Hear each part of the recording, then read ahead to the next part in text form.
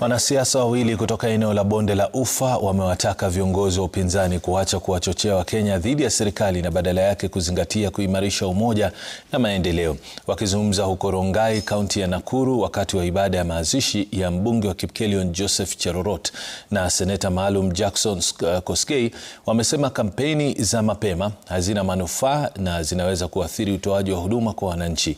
Aidha, waliwaonya viongozi dhidi ya siasa za urithi wa uchaguzi wa mwaka 2027 mapema, wakisema kuwa Wakenya bado wanatarajia miradi ya maendeleo itekelezwe na serikali ya sasa.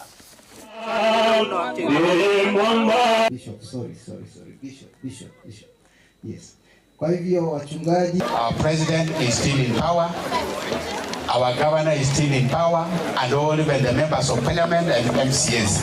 So let us stop politicking, tufanye maendeleo. Tunaanza kusikia cheche za moto katika siasa, na tunataka nchi hii, uchaguzi unakuja na unapita. Tusiangalie uchaguzi kama ni mwisho wa dunia. Mwisho wa dunia itakuja, na siku hiyo Mungu atatupa neema, si ndivyo? Lakini kwa sasa bado tutazaa, tutatunza watoto, tutalinda nchi. Nataka niseme tuombee taifa letu, na ninatoa mwito kwa viongozi wenzangu wa kisiasa ya kwamba tusitumie nafasi hii kuchochea wananchi wa nchi hii. Maiti ya mbunge wa Emuru wa